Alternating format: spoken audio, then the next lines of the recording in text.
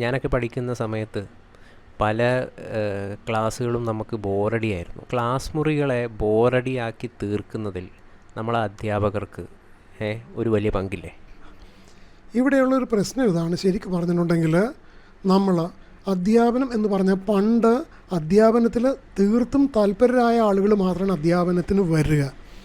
കാരണം അന്ന് അധ്യാപകർക്ക് ശമ്പളം ഭയങ്കര കുറവാണ്. അതും മാനേജ്മെൻറ്റ് ചിലപ്പോൾ 2-3 മാസം കൂടുമ്പോഴാണ് ഈ പറയുന്ന തുക അനുവദിക്കുക. എന്നിട്ടും അവർ അധ്യാപനത്തിൽ തുടരുന്നു എന്ന് പറഞ്ഞെങ്കിൽ അവർക്ക് അതിനകത്തുള്ള ഭയങ്കരമായൊരു താല്പര്യം കൊണ്ട് മാത്രമാണ്. പകരം പണത്തെക്കുറിച്ച് ബോധേഡായ ആളുകൾ കുറച്ചുകൂടെ മെച്ചപ്പെട്ട ബാങ്കിലോ അങ്ങനെയും ജോലി കിട്ടുമ്പോൾ പോകും. പക്ഷെ ഇന്ന് അതല്ല, അധ്യാപകർക്ക് വളരെ കൂടിയ ശമ്പളം കിട്ടാൻ നേരത്തുള്ള പ്രശ്നം ഇതാണ്. അതിനുവേണ്ടി അധ്യാപനത്തിൽ കൃത്യമായ താല്പര്യം ഇല്ലാത്തവരും ഈ ഏരിയയിലേക്ക് വരുന്നു ഒരുപാട് പേര്. ഇപ്പോൾ ഏറ്റവും നല്ല എക്സാമ്പിൾ, പല സ്ഥാപനങ്ങളും സ്വകാര്യ കോളേജുകളും കൂടിയ അളവിൽ പൈസ വാങ്ങിയിട്ട് അധ്യാപകരെ നിയമിക്കുക. 25 ലക്ഷം, 35 ലക്ഷം, 45 ലക്ഷം തുടങ്ങിയ തുകകളൊക്കെ അധ്യാപകർ കൊടുക്കുക. ഇത്രയും തുക കൊടുക്കാൻ ഉള്ള ആൾക്ക് പഠിപ്പിക്കാൻ കഴിയണം എന്നില്ല. ഇതൊരു വല്ലാത്തൊരു ക്രൈസിസ് ആണ് നമ്മുടെ നാട്ടിൽ ഉണ്ടാക്കേണ്ടത്. അപ്പോൾ അങ്ങനെ വരാൻ നേരത്ത് കൂടിയ ശമ്പളം വാസ്തവത്തിൽ ഇപ്പോൾ അധ്യാപനം മോശമാവാൻ കാരണമായി എന്ന് പറയേണ്ട തലത്തിലേക്ക് കാര്യങ്ങൾ മാറും. വേറൊരു സംശയം ചോദിക്കാം.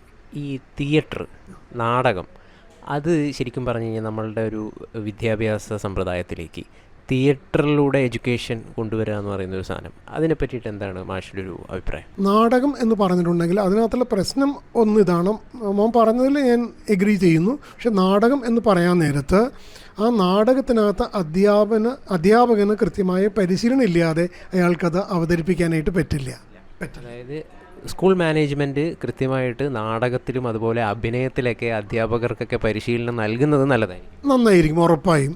കാരണം പ്രത്യേകിച്ച് എനിക്ക് ഓർമ്മയുണ്ട്, എൻ്റെ ഒരു മലയാളം അധ്യാപകൻ, പുള്ളി ശരിക്കും പറഞ്ഞിട്ടുണ്ടെങ്കിൽ നന്നായിട്ട് വായിക്കും, പുള്ളിക്ക് നാടകത്തിൽ താല്പര്യമുണ്ട്. അപ്പോൾ ഞങ്ങളുടെ സ്കൂൾ ഡേയ്സിന് പുള്ളിയുടെ ക്ലാസ്സിന് വേണ്ടി ഞങ്ങൾ കാത്തിരിക്കും. കാരണം പുള്ളി വന്നു കഴിഞ്ഞാൽ മലയാളത്തിൽ താല്പര്യമുള്ളവരും ഇല്ലാത്തവരുണ്ടാവും, വായിക്കുന്നവരുണ്ടാവും, ഇല്ലാത്തവരുണ്ടാവും. പക്ഷെ പുള്ളി പറഞ്ഞു തരാത്ത കാര്യങ്ങളില്ല. അല്ലെങ്കിൽ എൻ്റെ കോളേജിൽ ഞാൻ ക്ലാസ്സുകളിൽ പഠിക്കാൻ നേരത്ത് അന്ന് ഞങ്ങൾക്കുണ്ടായിരുന്ന ഒരു സാറിന് അന്നത്തെ ഒരുപാട് വലിയ കവികളായിട്ടും ഒക്കെ അടുത്ത ബന്ധമുള്ളൊരു സാറായിരുന്നു. ആ സാറ് ശരിക്കും ചെയ്ത ഇതാണ്, ഞങ്ങൾക്ക് ഈ പറയുന്ന ആളുകളെ ഇൻട്രൊഡ്യൂസ് ചെയ്യുക എന്ന് പറഞ്ഞാൽ പിന്നീട് ഞങ്ങൾക്ക് കൂടിയ പ്രായത്തിലും ആ കവിതകൾ വായിക്കുമ്പോൾ അന്ന് ഈ സാറിന് ഞങ്ങൾക്ക് ഓർമ്മ വരണമെങ്കിൽ ആ അദ്ദേഹം ചെയ്ത സേവനം ഒരു വല്ലാത്തൊരു കാര്യമാണ്. അത്രയേറെ ഞങ്ങളെ വായനയിലേക്ക് ഇൻസ്പയർ ചെയ്ത ഒരാളാണ്. അത്രയും പേരെ പരിചയപ്പെടുത്തി തരികയൊക്കെ ചെയ്തു.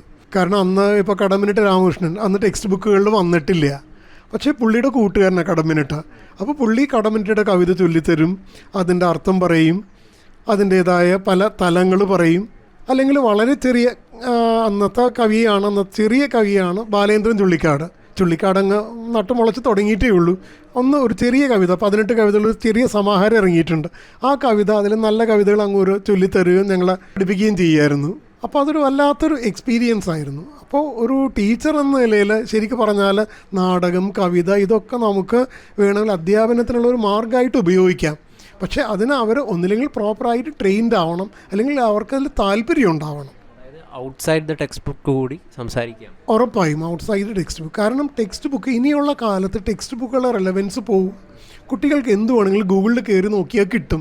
ഇന്ന് എനിക്കുണ്ട്, ഞാൻ MSc ക്ലാസ്സിൽ എടുക്കുമ്പോൾ ഞാൻ ചില പുതിയ കൺസെപ്റ്റുകളൊക്കെ പറയാൻ നേരത്ത് പിള്ളേർ ഇങ്ങനെ ഒന്ന് തോണ്ടുന്നുണ്ടാവും.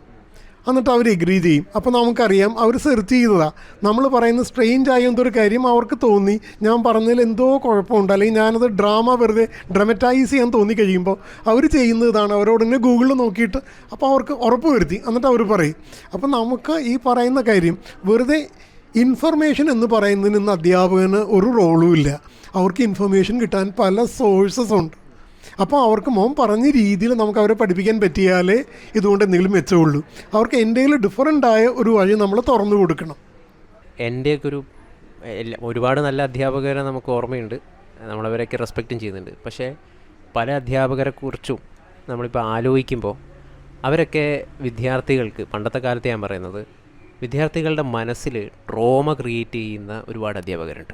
ശരിക്കും പറഞ്ഞാൽ അത്തരം ആളുകൾ, കാരണം അന്ന് കുട്ടികളെ ശരിക്കും എന്ന് പറഞ്ഞാൽ അധികാരത്തിൻ്റെ ഒരു കേന്ദ്രമായിട്ട് വർത്തിച്ച ഒരു കാലം ഉണ്ടായിരുന്നു. അധ്യാപകൻ എന്ന് പറഞ്ഞിട്ടുണ്ടെങ്കിൽ ഭയങ്കര പവർഫുള്ളായ ഒരു പേഴ്സണായിട്ട് കണ്ടിരുന്ന, പോലീസിൻ്റെ ബോഡി ലാംഗ്വേജ് ആണ് നമ്മുടെ നാട്ടിലെ പല അധ്യാപകർക്കും. അത്തരം ആളുകൾ യഥാർത്ഥത്തിൽ ഈ ഒരു ഫീൽഡിൽ അധ്യാപനം എന്ന് പറയുന്ന ഏറ്റവും മഹനീയമായിട്ടുള്ള ഒരു പ്രൊഫഷന് ക്വാളിഫൈഡ് ആണോ?